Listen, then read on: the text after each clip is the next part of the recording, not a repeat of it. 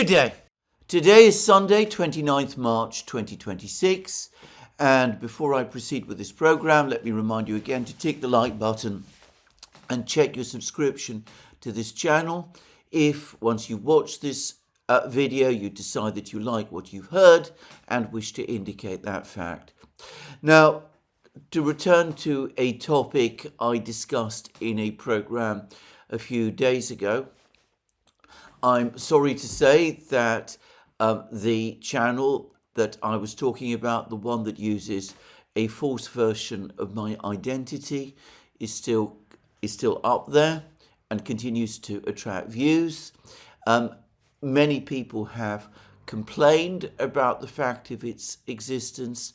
I've had many reports about it. We on the Duran have done so as well. I have no doubt that it will be taken down in due course. In the meantime, all I can say is please remember that it has absolutely nothing to do with me. In fact, I find the whole topic of channels of this kind distressing. Channels that use my identity to sell themselves in the way that this one is doing. I have no doubt that in time it will be taken down, and please remember again what I have said in the past: the only channels where it is the real me, where it is I myself who am providing the commentary that I do, is this one, the Duran, and one or two other very well-known channels which I sometimes appear as a guest upon. Anyway, that is all I'm going to say about this topic. I want to accept, of course, to thank all of those who are writing to me with expressions of concern about this. The matter, I am aware of it. We at the Duran are aware of it. We are doing something, what we can, about it. We do believe it will be eventually resolved. In the meantime, well, I've said, I think, all that I can, except to wish everybody who has written to me on this unhappy subject, to wish them all a great thank you. Now, let's turn to the topics of today's program. And again, I'm going to start with the situation in the Middle East. And the situation in the Middle East continues to be the same as always. The Strait of Hormuz remains closed. There's been constant commentary, lots of reporting, many discussions by various individuals around the world, including the President of the United States, that Iran is relaxing its control of the Strait of Hormuz. It's allowing more ships laden with oil and other products to cross, to exit it. The President of the United States spoke about 20 Pakistan-flagged vessels being allowed by Iran to exit through the Strait of Hormuz. I've seen no evidence to support the last claim. And for the record, my own understanding is that the reality is, if anything, the opposite. That over the last couple of days, the Iranians have actually tightened control of the Strait of Hormuz. They're allowing fewer ships to pass rather than more of them. So that is what I am actually hearing. We will see what happens in global markets when they open properly tomorrow. But for the moment, the Iranians retain control of the Strait of Hormuz. They show no sign of relaxing or loosening their control. And, well, the problems that the closure, or rather the control of the Strait of Hormuz have been causing, the steep reductions in the availability of oil and of the many other products that are exported through the Persian Gulf, well, all of those problems continue and continue to get worse. Meanwhile, the war goes on, and it's important to talk about the war because I've also noticed that over the last couple of days, the talk about negotiations between the United States and Iran, talk that originated entirely from the United States, talk which basically was focused on comments that were made by the President of the United States himself. Anyway, all of that talk seems to have abated.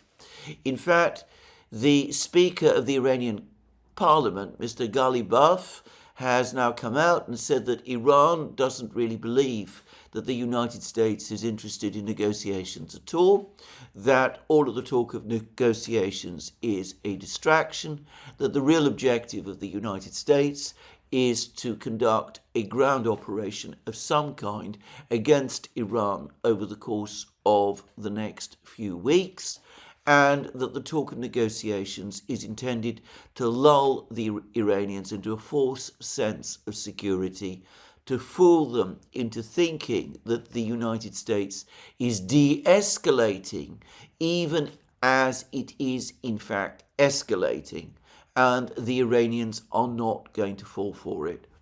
And the Speaker of the Iranian Parliament, and by the way, other Iranian officials, on the topic of some kind of ground operation against Iran by the United States, they are all saying one and the same thing: bring it on. Iran is ready. Iran will defend itself. Iran will fight and fight these American troops wherever it is that they're sent. And, well, Iran is not going to be intimidated. It is not going to be frightened by all of this talk of ground operations into negotiations, that Iran is confident that it can withstand this American blow. Now, it may be that all of these brave words coming from Iran are just that, brave words. Maybe the Iranians are bluffing. Maybe when they say that they are fully capable of meeting head-on any ground operation that takes place and inflicting severe losses and damage on American ground troops, maybe all of that is just bluff, it's just empty rhetoric. Perhaps it should not be taken seriously. However, I have to point this out. If that is so, then it is not consistent with what has happened throughout this war. The Iranians have repeatedly, for the last 2 years, been saying that they have the capability to defend themselves if anyone attacks them. They have repeatedly pointed to their drone capabilities and their missile capabilities. They have repeatedly said that they can strike American bases and radar stations across the Middle East. They said before the attack on the 28th of February that if there was an attack upon them, they would attack those American bases and those facilities across the Middle East. The Iranians said that they held open the possibility that they would tighten and in effect close the Strait of Hormuz if they were attacked. And they also gave warnings to the various Arab states of the Persian Gulf, and by the way, to Israel as well, that any attack upon them would meet a vigorous, powerful response by Iran using its missiles and its drones. And, well, many people, before the 28th of February, I read many articles saying as much, claimed that this was all bluff, claimed that the Iranians, all of these threats the Iranians were making were just empty air, the usual bluster, that kind of thing, that these threats should not be taken seriously, and that almost certainly that misplaced confidence that the Iranians would not be able to act on their threats undoubtedly, in fact, unquestionably played its role in causing the attack on Iran that took place on the 28th of February, with wide assumptions that Iran would not be able to respond with force, that China would prevent Iran from closing the Strait of Hormuz, that if the Strait of Hormuz did close, the effect on the global economy would not be that great, that most of Iran's missiles had already been depleted as a result of the attacks that took place in June of last year, that Iran's drones were ineffective and could not do much in the way of damage, that the Iranian government, that the political system was fragile and weak and ready to collapse like a house of cards. And of course, what turned out was that every single warning, every single threat, if you prefer, that the Iranians made came true. And it turned out that they weren't bluffing after all.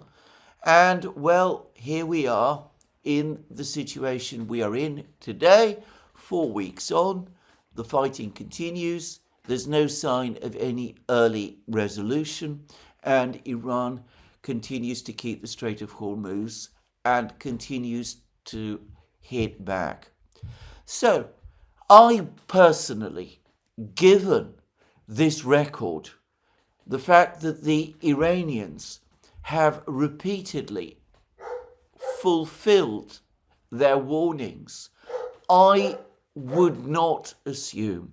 I think it would be entirely reckless to assume that when they say that they will respond and respond vigorously and successfully to a US ground operation, I personally think it would be utterly reckless to believe that any of that is empty words or some kind of bluff.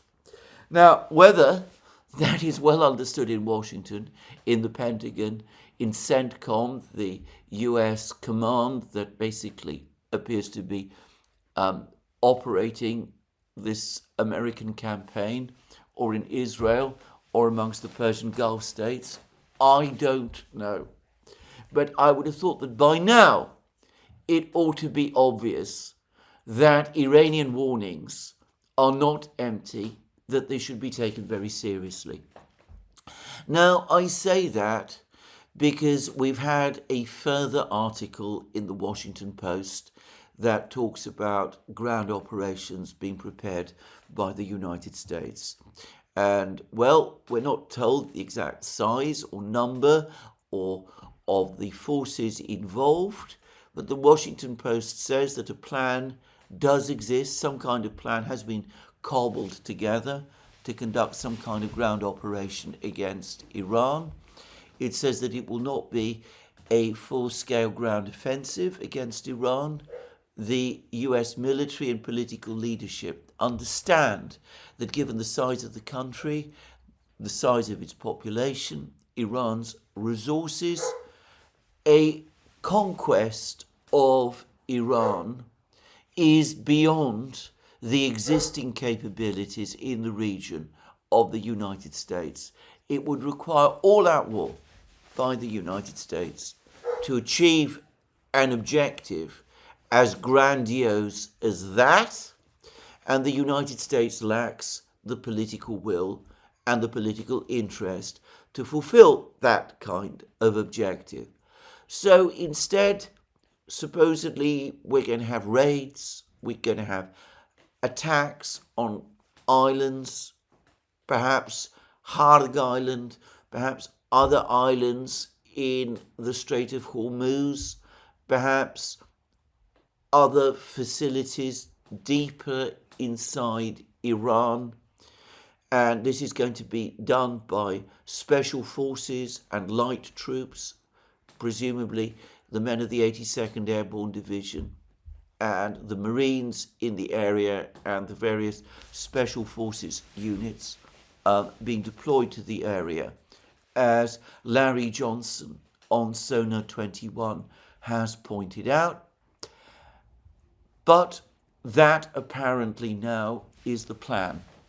Now, on this, I've had some thoughts from a friend of mine who has a lot more information about this kind of thing than I do.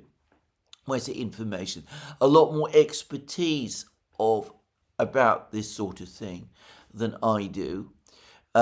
He has had, shall we say, a background involving the military, to be specific, the US military. I don't think I can say more.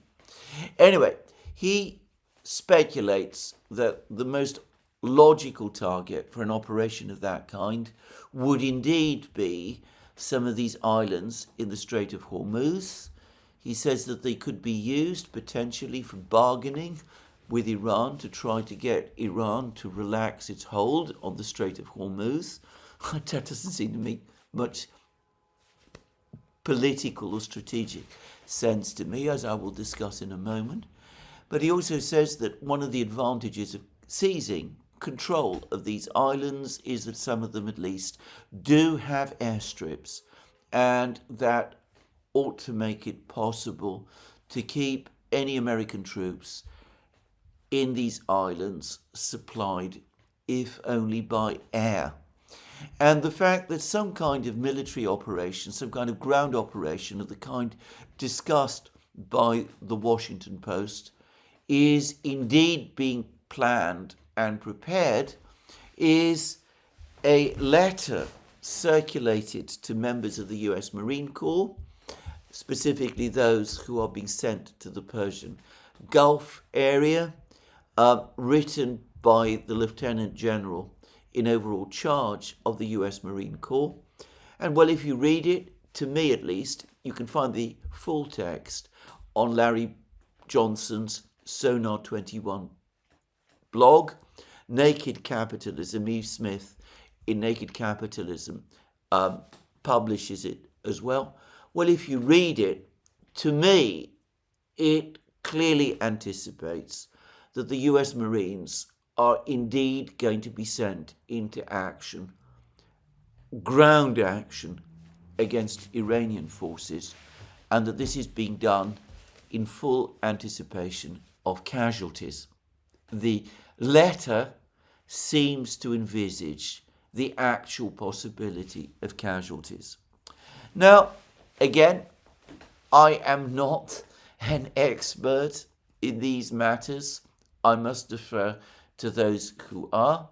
I have already said that based on my own limited understanding, this looks like a very high-risk operation indeed. And yes, I do accept that airstrips might in theory provide some means to supply troops on these islands if they're captured. And yes, I also accept that these airstrips could be used in extremis to evacuate any troops who are there who get into trouble. The problem is that Iran, as it has demonstrated, does still have a functioning air defense capability.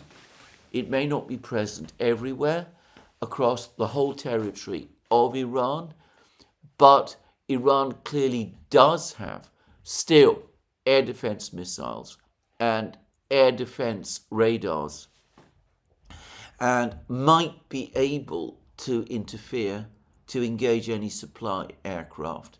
But also, and beyond that, Iran has missiles and drones, and they could target these airstrips. And I wonder whether, if that were to happen, it would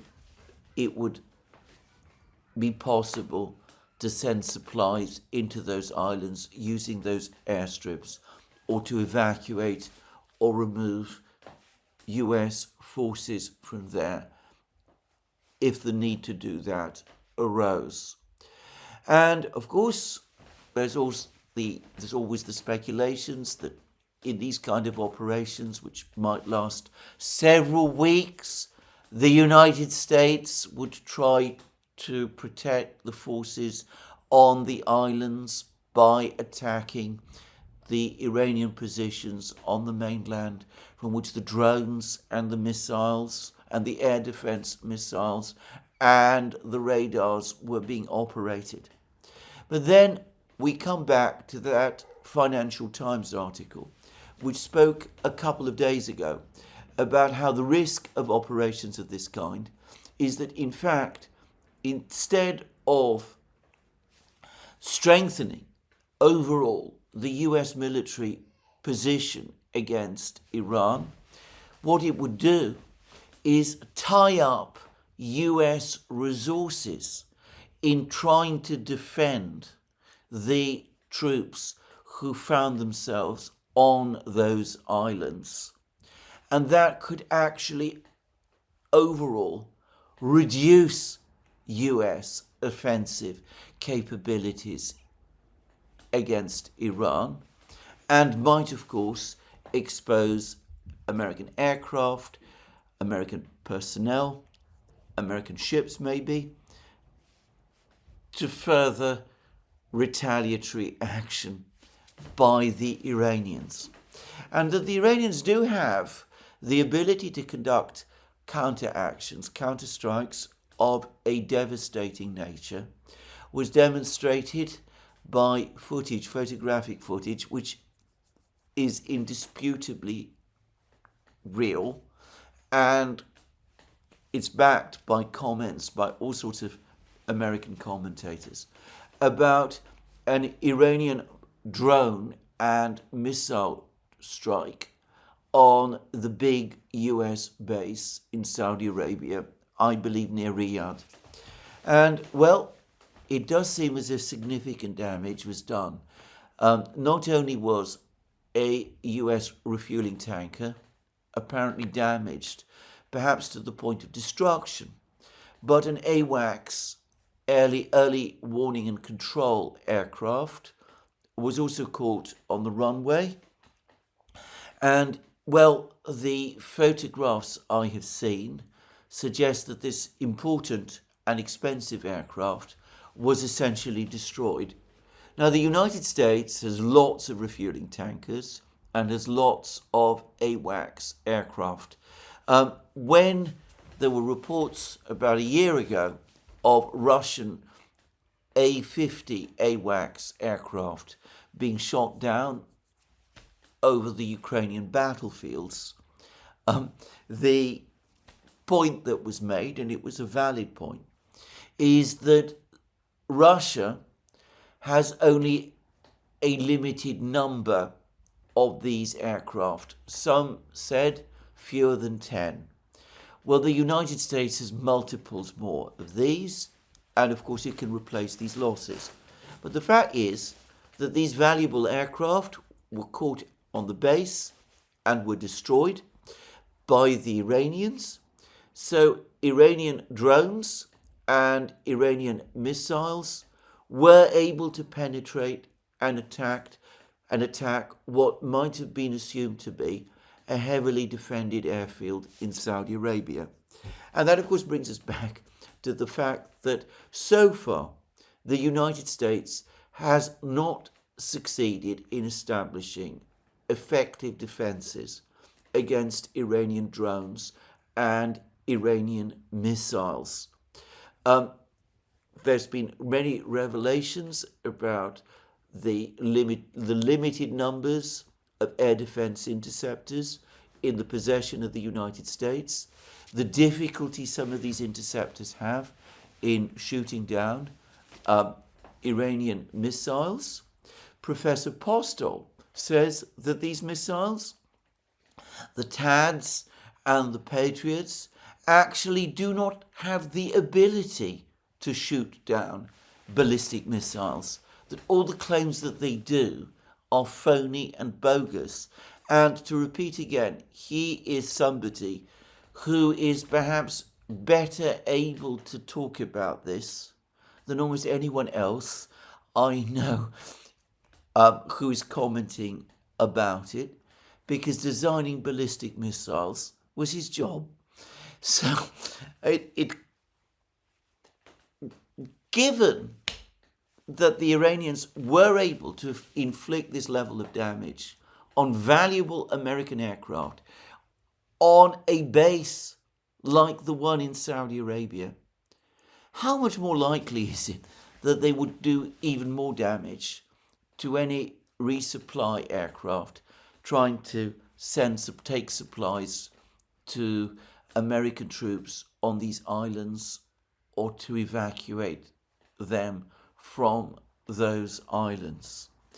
Speaking of the attack on the base in Saudi Arabia, I noticed incidentally that just as has happened in Russia following successful Iranian drone attacks on Russian air bases, that there is a great deal of hand-wringing and complaint in the United States amongst informed commentators about the fact that all of these aircraft were there exposed on the runways, that there is a shortage of hardened aircraft shelters in these bases, the bases that the United States established in the Persian Gulf area.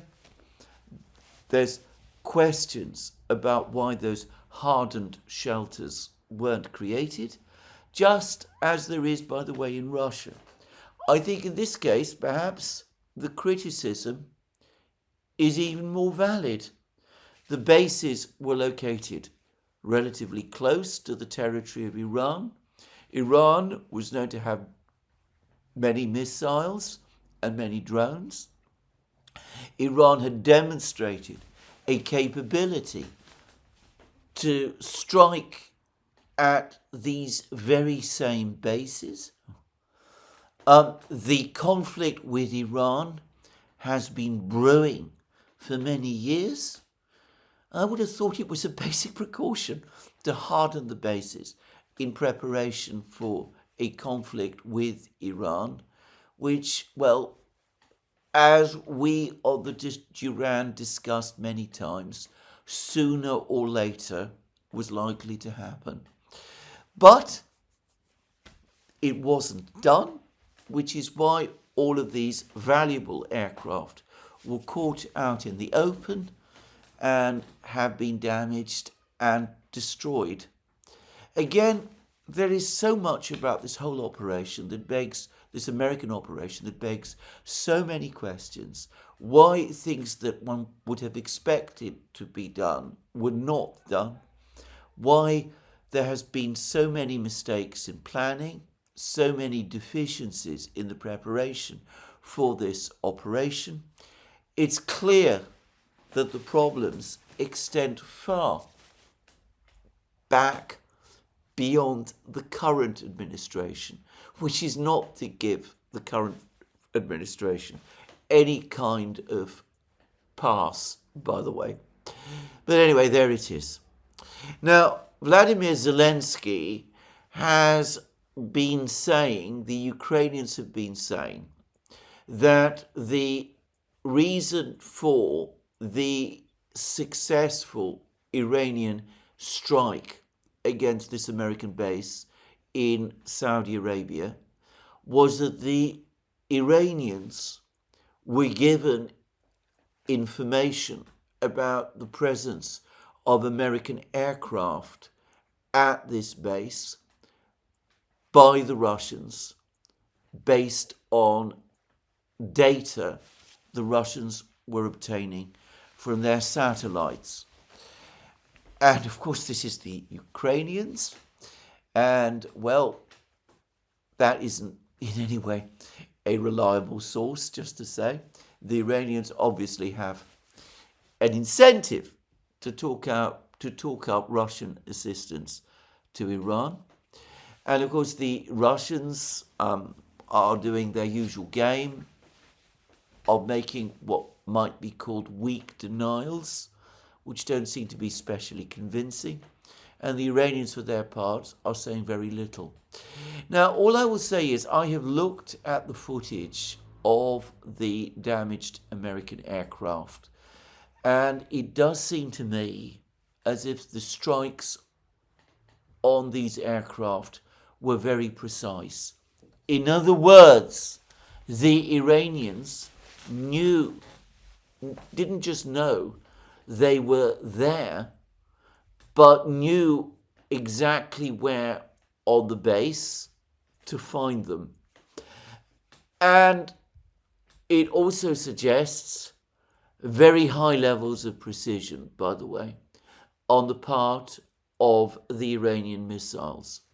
Now, without underestimating again Iran's own capabilities, which do look to be very great indeed, I still, on balance, think that such an effective strike carried out with such a very high degree of precision requires competencies, technical competencies, which because of resources are simply beyond Iran's reach at the present time. So I would say that this attack, the success of this attack, does point to assistance being provided to Iran by one of the two great powers, China and Russia, which have made no secret over the course of this conflict that they are sympathetic to Iran and are backing Iran. Both China and Russia have partnership agreements with Iran. Iran is a member of the BRICS. And of course, there is also apparently, and it was just agreed a few weeks before the current conflict started, a tripartite agreement of some kind between Russia, Iran, and China, the details of which I don't know, but which was apparently agreed. Now, of those two great powers, as between Russia and China, my best guess is that the party which would have assisted Iran with this attack would indeed be Russia. The Russians have the capability, they have the incentive, they themselves have been attacked by the Ukrainians on many occasions, used with technical and intelligence assistance unquestionably provided by the United States. The Russians, as I've pointed out now in several programs, back in 2024, expressly warned that if missile strikes using Storm Shadow and Scalp and ATACMS missiles were carried out against the territory of their country, that they would respond by facilitating attacks on Western bases around the world. This attack on the base in Saudi Arabia fulfills exactly the terms of that Russian warning.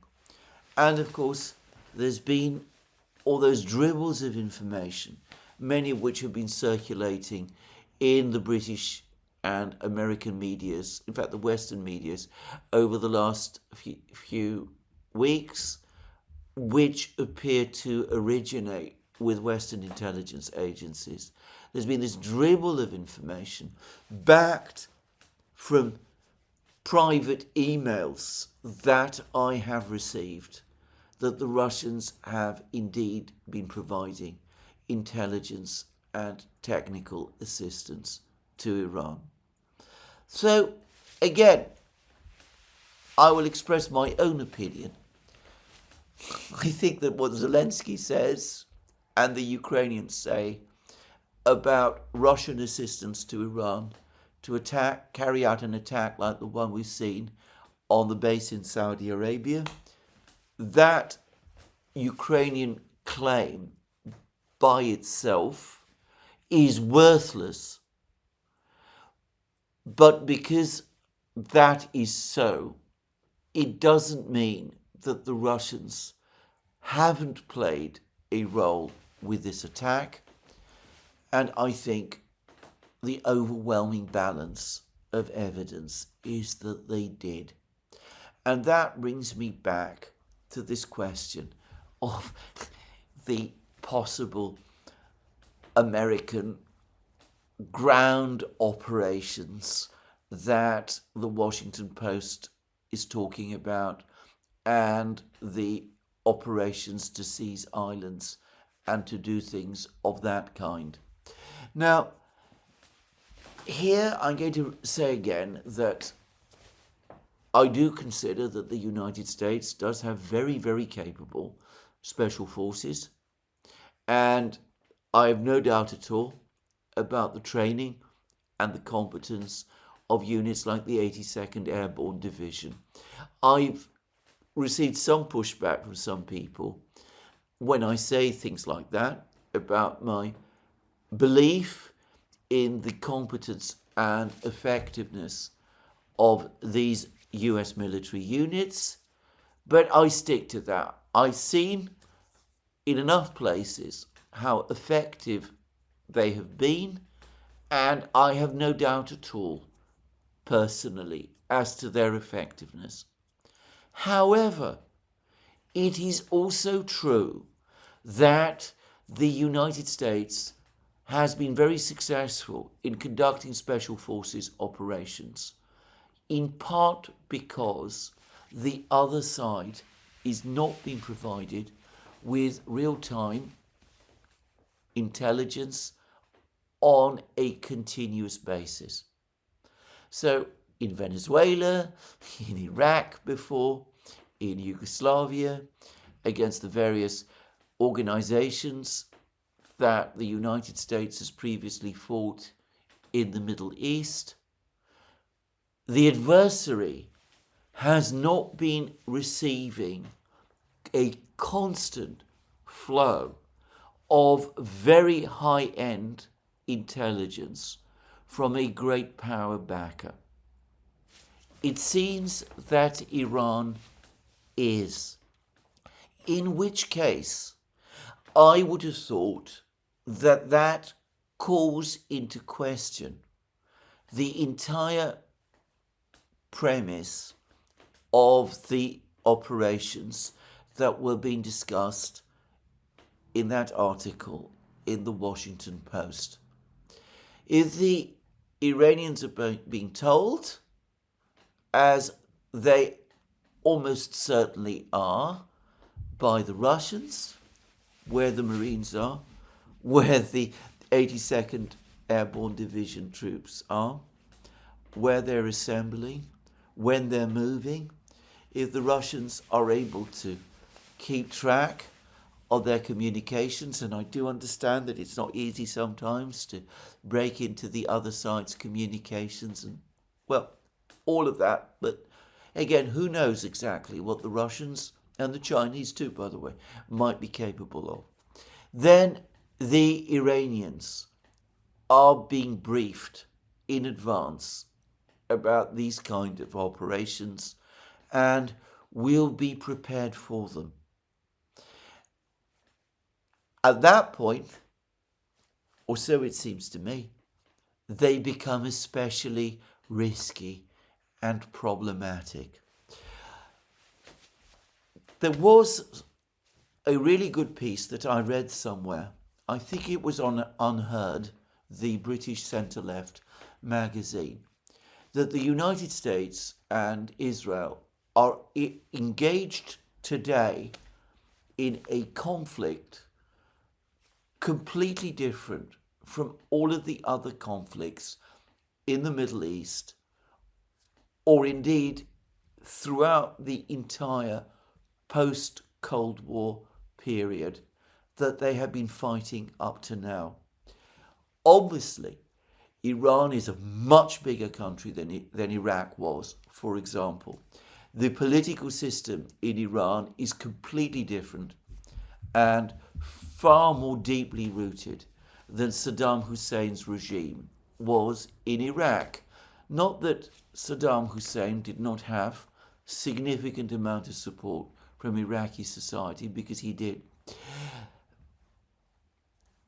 The other, however, important difference, and this is unique in terms of all the wars the United States has fought up to now, arguably since Vietnam, is that there is very good reason to believe that the adversary, in this case Iran, is getting intelligence and technical support from America's great power adversaries. This has happened for the first time, and it is one of the things that has decisively changed the calculus. It means that Iran can draw on resources that previous adversaries could not, and amongst those resources are real-time, continuous flow of very high-end intelligence. Now, again, I wonder whether this is properly understood or discussed in the United States, whether this has been pointed out to the president himself and his top officials. I sometimes wonder. Or whether, if they are being told about it, whether they fully understand the implications. Anyway, for what it's worth, I mention it here. The Russians, from a Russian point of view, as I've said already, this is payback time. They know all about the help the US has been giving Ukraine. For the record, the United States has never officially, formally admitted the extent of the intelligence assistance it has provided to Ukraine. It has confirmed that it has provided a significant amount of assistance, but it's never provided a full account of the intelligence assistance it does provide, and we should not expect the Russians to do the same. Just saying.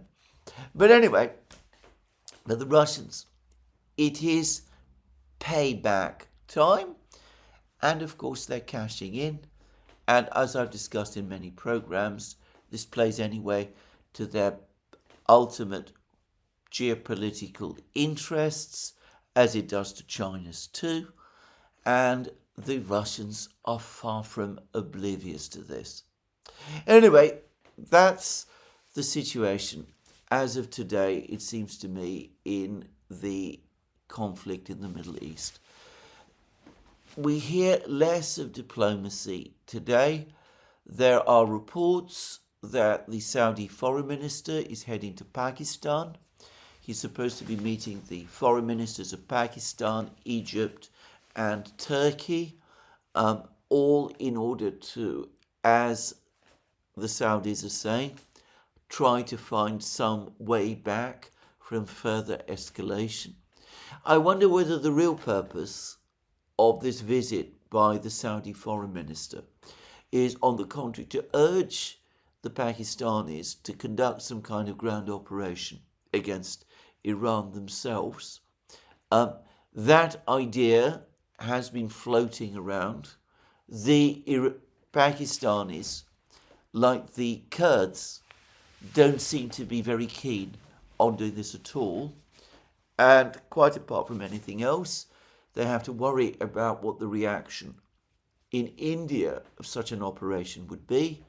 And of course, they also have an ongoing conflict with the Taliban across the border in Afghanistan. So I don't think the Pakistanis will be keen to do this at all.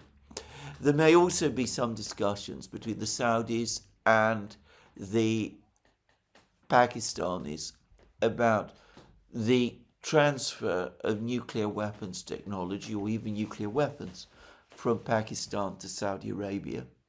There were reports yesterday in the British media, which of course were completely uncorroborated, that there is now active discussion within Iran about Iran pulling out of the Nuclear Non-Proliferation Treaty, opening the way once the conflict with the United States and Israel has ended for Iran to move forward towards acquiring a nuclear weapon.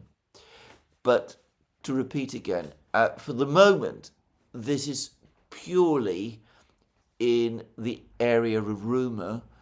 I've seen no independent confirmation of anything like that from Iran itself, just saying. And, well, to be frank, there's a lot of things going on, a lot of activity going on in Pakistan. But the Iranians, as I said, remain deeply suspicious of all cause for negotiation. They're saying that there are, in fact, no negotiations underway at all, that Iran is not interested in negotiations at this time, that it has set out its own conditions, which are indeed radical and would represent a massive defeat and a geopolitical revolution in the Middle East if the United States ever conceded them. Anyway, so that's what the Iranians are saying, and as far as I can see, that's where we are. I don't get the sense there's any negotiations. I think the Iranian plan is to keep fighting a war of attrition, which the Iranians have every reason at the present time to believe that they are winning. And given the fact that they are receiving, or appear to be receiving, backing from one and probably two great powers, Russia and China, I don't see why they would feel under any serious pressure to change course. So that, it seems to me, is the reality. Meanwhile, at a regional level, things continue to go their way. The Houthis have conducted their second missile strike against Israel. A member of the community wrote to me, or at least to be more precise, this person wrote in a thread to my previous video that Iranian territory is located significantly closer to Israel than Yemeni territory is. I stand corrected. Mea culpa. I've never been good at reading maps, as I have often said. Anyway, there it is. But the Houthis have opened a further front against Israel. There is always the risk, the very real risk, in fact I would say it's a high possibility, that if there is a ground operation, they will close the Red Sea, as they have done in the past, creating a further blockade in terms of oil exports from the Persian Gulf area, which will presumably lead to further upward pressure on energy prices. And in the meantime, it does seem as if the US is beating some kind of retreat from Iraq, that there is indeed a complete pullout of American forces from Iraq underway. And, well, there continues to be intense fighting in southern Lebanon. The Hezbollah seems to be conducting strikes again inside northern Israel. Information about missile and drone strikes on Israel, both by Iran and Hezbollah and the Houthis, by the way, is very difficult to come by. The Israelis, for the record, are maintaining very, very tight control on this kind of information. But there are some concerning reports. There are reports that Hezbollah has also obtained possession of fiber optic drones. And, well, it's possible that the Iranians and Hezbollah, having seen the success of Russian use of fiber optic drones in the Ukrainian conflict, have developed these drones themselves. But again, isn't it more logical to assume that the Russians, who have a close relationship with Iran, have provided the expertise to make these drones to the Iranians themselves and have probably supplied a certain amount of these drones to Iran? And isn't it at least possible that the Iranians have copied these drones with Russian permission, just as the Russians copied the Shahed drones, the Iranian Shahed drones, and developed the Gerans?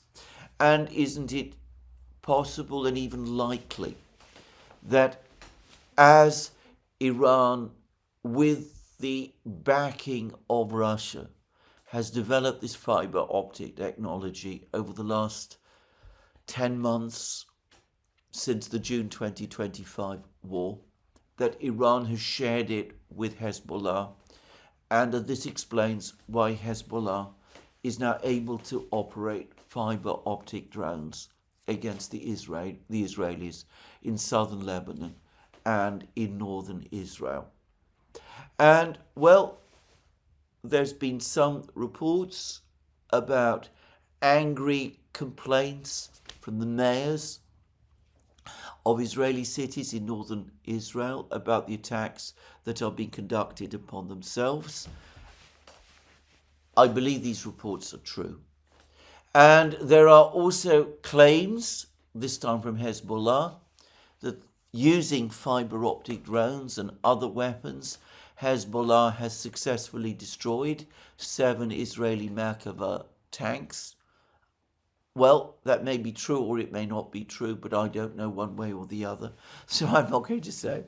But anyway, it does seem as if Israel is also now caught up in a war of attrition against Hezbollah in Lebanon, and this is, of course, a further drain on Israeli and alliance.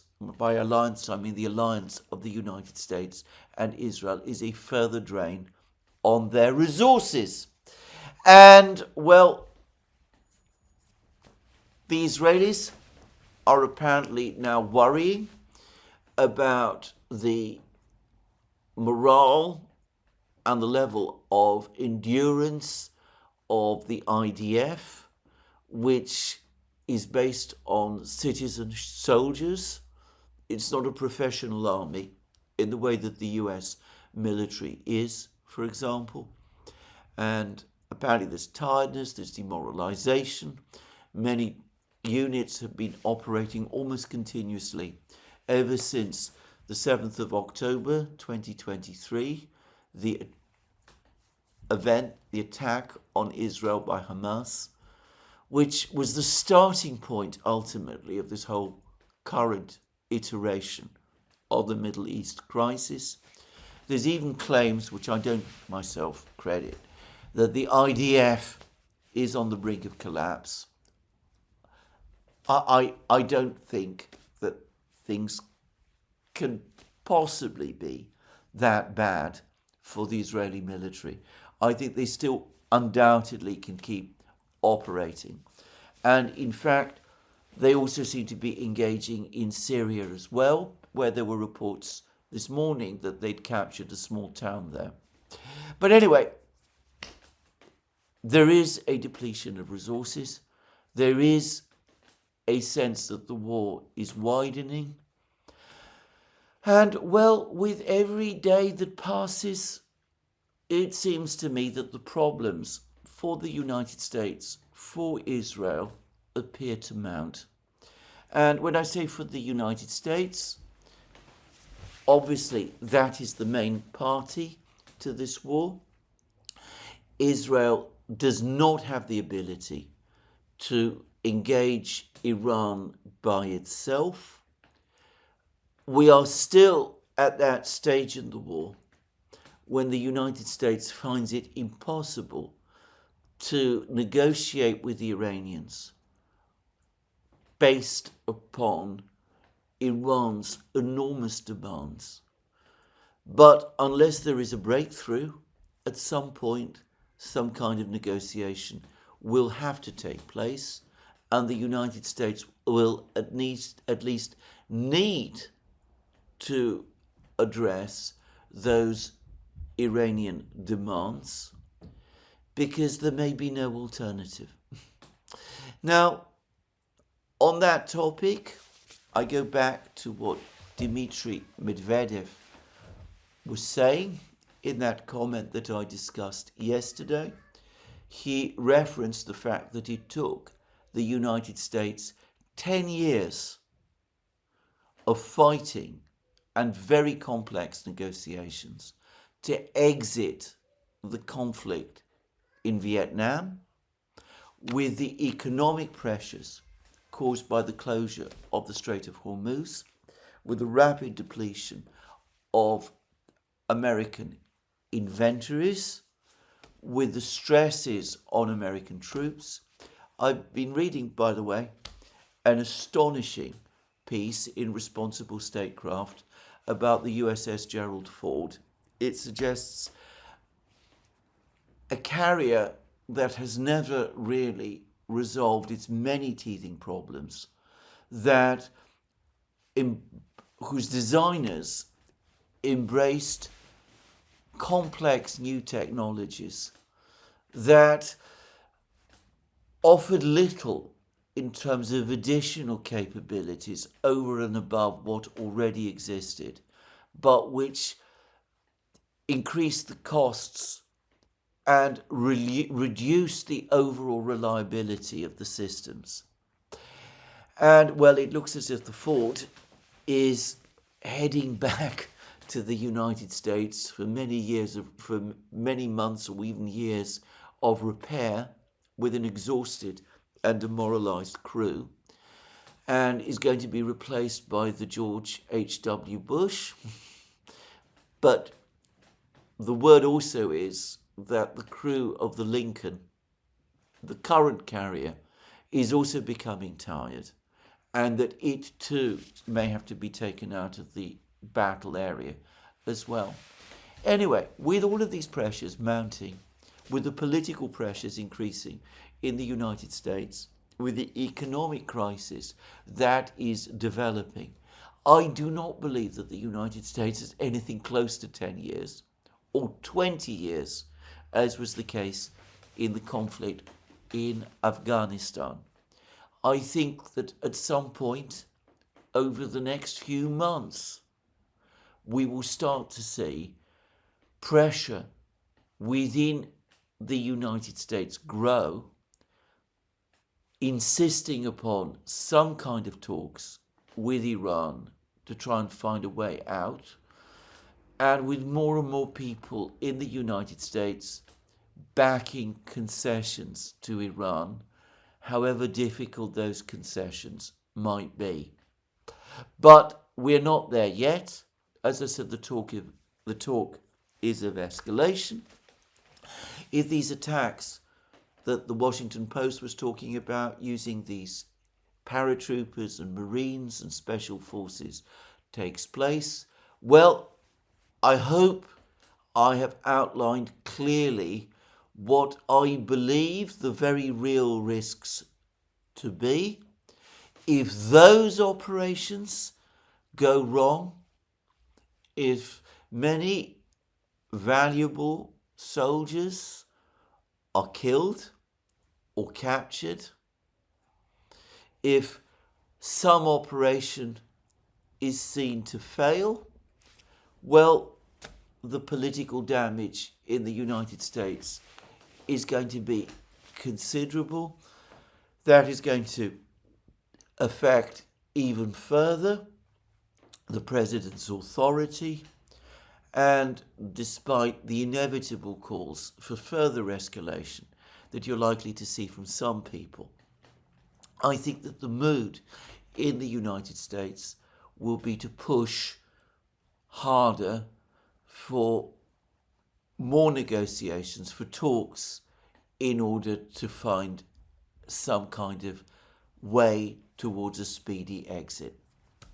Now, in these discussions, I mentioned Vladimir Zelenskyy, and well, he clearly is becoming increasingly worried about the whole situation. He's been on a tour of the Middle East. He's been visiting all the various Gulf states. He's been touting various defense agreements that he claims to have entered into with these states, whereby the Ukrainians supposedly are offering these states anti-drone technology, that the Ukrainians supposedly have this expertise that the Gulf states need.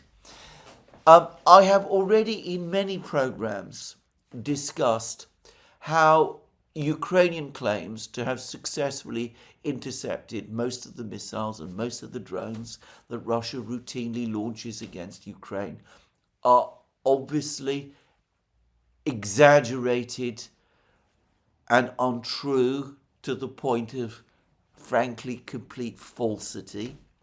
By the way, on that, yesterday Russia conducted another major drone strike across Ukraine, this time with about 400 Geran drones. No missiles apparently used this time.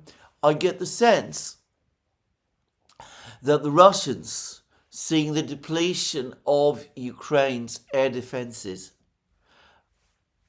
are content to conduct many of their attacks now with drones, because they believe that most of them, contrary to what the Ukrainians are saying, most of their drones are getting through, and they don't want to expend valuable missiles unnecessarily when much cheaper Geran drones can do the job instead. Anyway, I was seeing film of Odessa in complete blackout, of explosions taking place at various points around the outskirts of the city, as presumably Geran drones were crashing and striking their targets and doing significant damage in that way. There's also apparently been attacks in all sorts of other places in Kiev itself. But anyway, notwithstanding all of that, Zelenskyy touts himself as the great salesman. He says Ukraine has this enormous expertise, this huge ability to resist and defeat drones. And he's coming around, traveling around the Middle East, telling the Persian Gulf leaders, who are, of course, by now in desperate straits, well, this is the technology that we offer you. There's been a very cruel, mocking video of Zelenskyy doing this, of him walking across a desert landscape as the drones and the missiles from Iran crash and explode all around him, and he's walking with his great anti-drone technology, which turns out to be a parasol, a beach umbrella. Anyway, I'm not going to. If you want to find this video, I found it quite hilarious. This is my own take. But anyway, this is what he's currently doing, and of course he's talking up, perhaps rightly this time, the level of Russian help for Iran. He still refuses to negotiate or to make any concessions, and at least concessions to the Russians to bring the war to an end. His attitude still is that Ukraine has been attacked, that it is a victim of aggression, that it is wrong and improper to put pressure on Ukraine to make concessions, even in conditions of global economic crisis, which is what we're seeing, even in conditions of depleting American resources. He continues to demand ever more help for Ukraine. And he has been peddling this story, which he's been peddling now for months, that the Americans are refusing to give Ukraine a security guarantee unless the Ukrainians accept the Russian demand and pull out of Donbass. Now, finally, the US Secretary of State, Marco Rubio, came out and said that this is not just untrue, but straightforwardly a lie. Rubio says that the United States has never linked the question of the United States giving a security guarantee to Ukraine with the issue of a Ukrainian pullback from Donbass. What the Americans have been telling Zelenskyy and the Ukrainians, at least since Anchorage, is that the question of a security guarantee to Ukraine from the United States cannot even be put on the table unless and until the conflict in Ukraine has ended and there is finally peace there. And Rubio has explained it very simply. He said if the United States were to give a security guarantee such as the one that Zelenskyy is demanding, whilst the war in Ukraine is underway, then that would make the United States a direct military ally of Ukraine, and that in turn would mean that the United States would have to become involved in the war.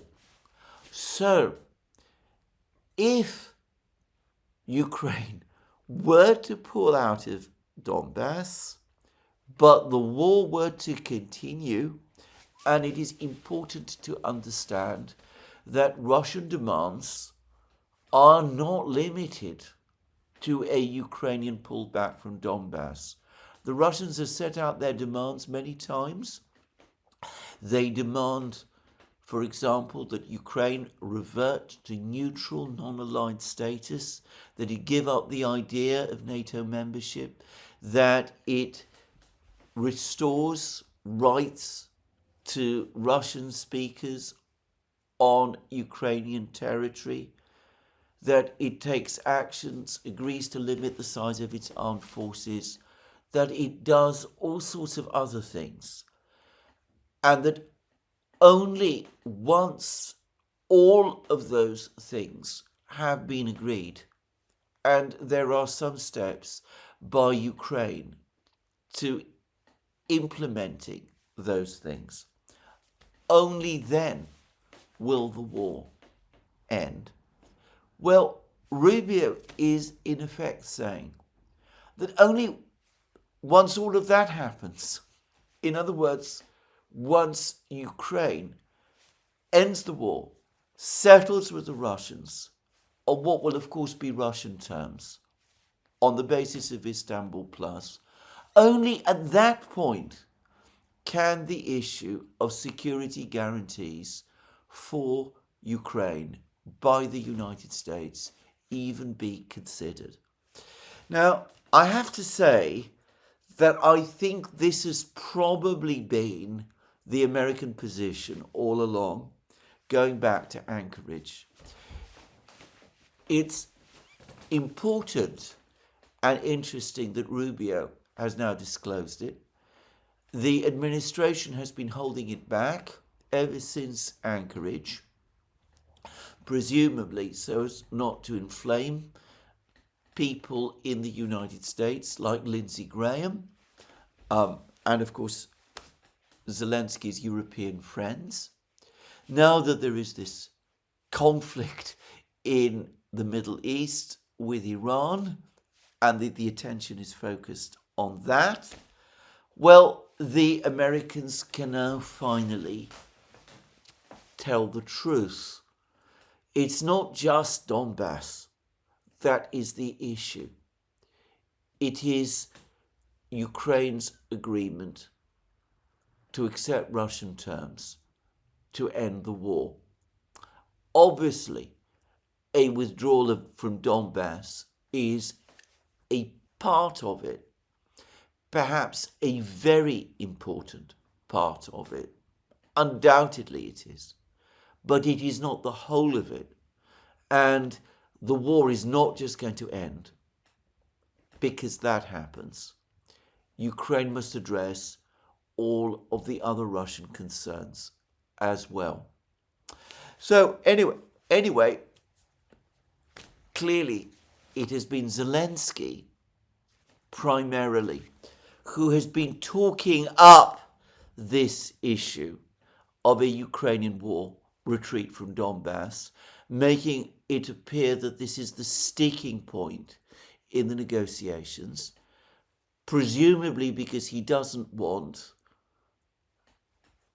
to acknowledge or to get the Americans to acknowledge the sweeping extent of the concessions that the Americans made or pretended to make to the Russians in Anchorage. But we could see that Rubio has finally told us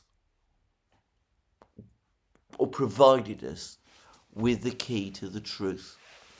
Now, the Russians have seen this, and we've had more comments from Ushakov, and Ushakov says that the Americans are coming up with all kinds of interesting ideas, but they so far have been unable to get the Ukrainians to act on those ideas. The Russians are clearly deeply skeptical about the whole negotiating process. I go further. I'd say that they have given up on the whole negotiating process. Putin supposedly asked, well, the Russians tell us that Putin asked Trump, can you actually really get Zelenskyy to agree to what we have agreed? In other words, Istanbul Plus. And Trump promised him in Anchorage that he could, and we've seen that in fact and in practice, Trump has not done so. So the Russians are saying it's obvious that the Americans are not going to fulfill what they promised in Anchorage. And this is true. The commentator known as Events in Ukraine has actually made that point. If the United States really wanted to put pressure on Ukraine, to compel Ukraine to agree to whatever it was that Putin and Trump agreed with each other in Anchorage, then the United States has all the tools to do it. It can block all economic assistance to Ukraine, not just from the United States, but from Europe as well. It could obviously stop military transfers to Ukraine, weapons transfers to Ukraine. It can stop intelligence assistance as well. And the administration has done none of these things. But anyway, we can now see, we got a better sense now from this exchange, both of the degree to which the negotiations that we have been seeing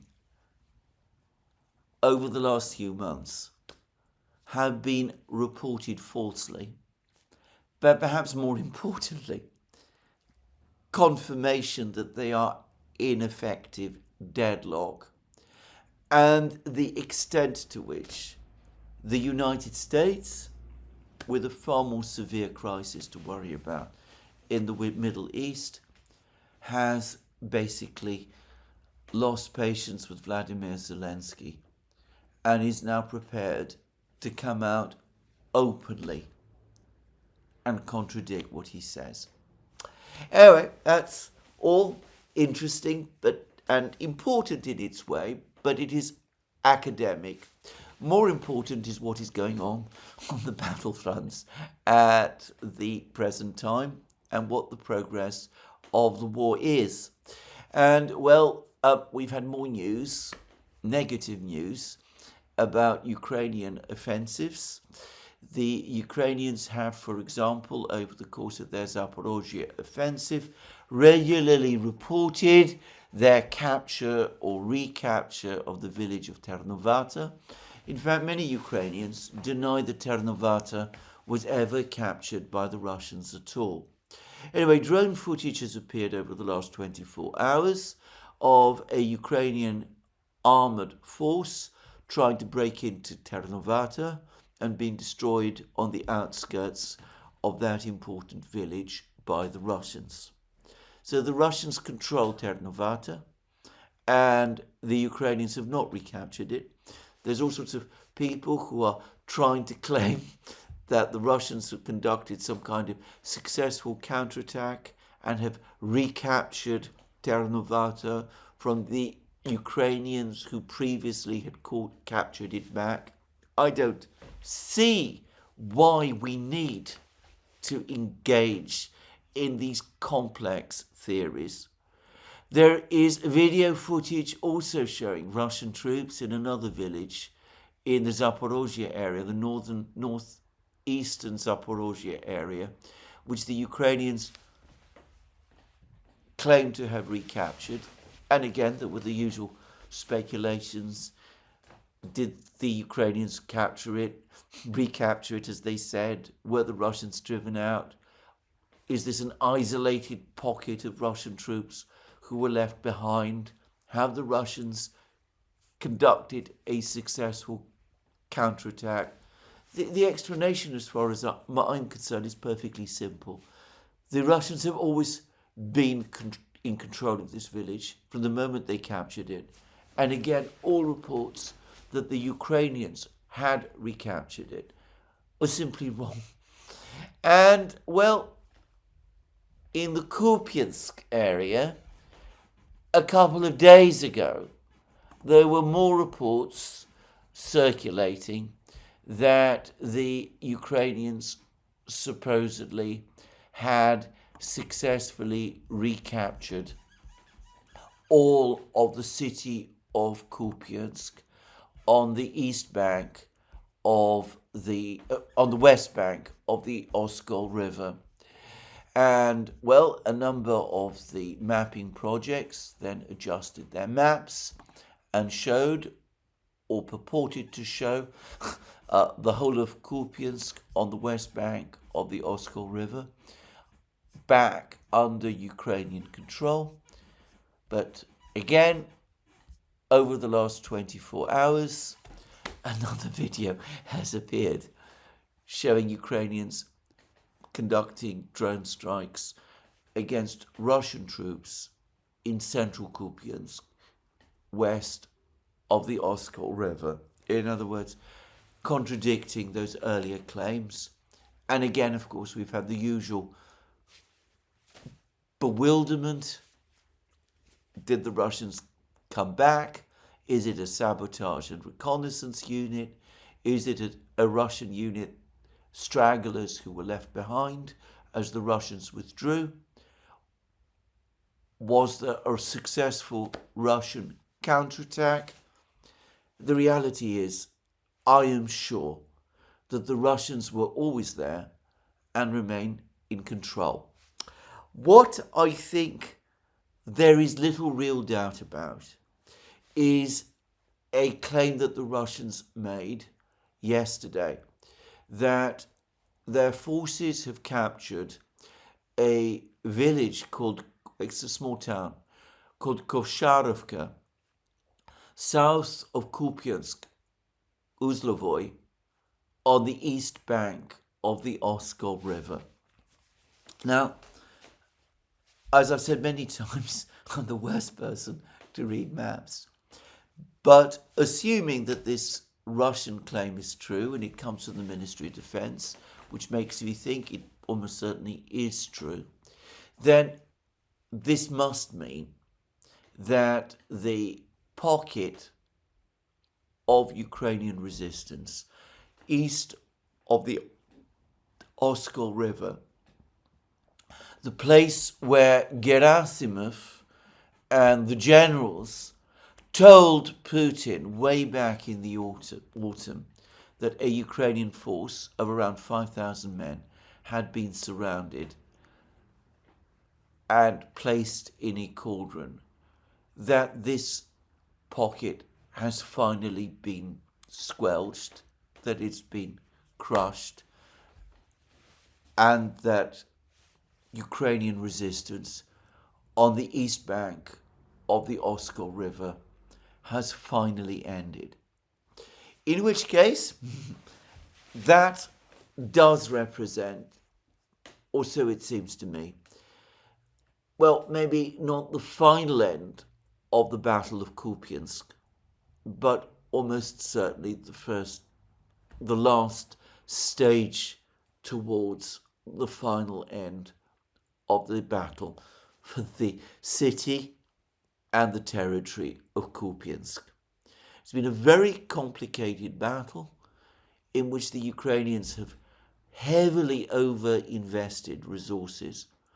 Events in Ukraine points out also how heavy Ukrainian losses have been in this attempted counteroffensive that the Ukrainians conducted in northeastern Zaporozhye region.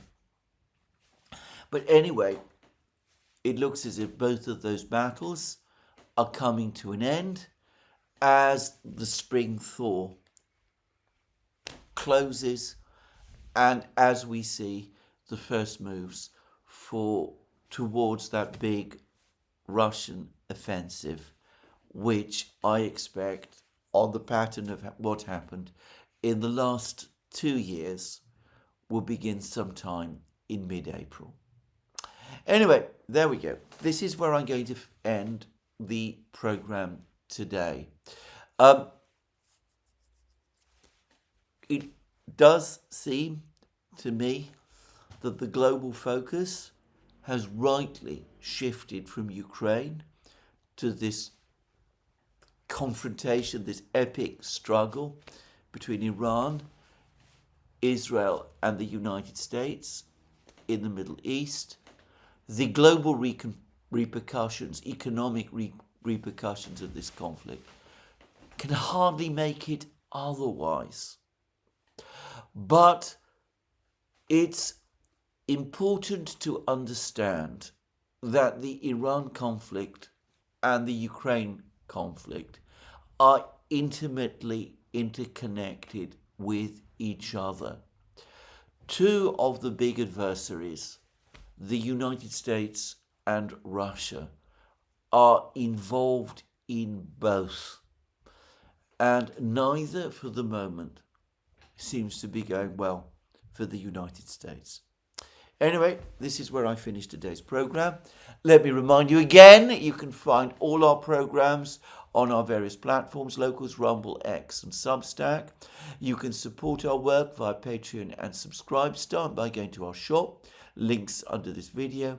Last but not least, if you've liked this video, please remember to tick the like button and to check your subscription to this channel. That's me for today. More from me soon. Have a very good day.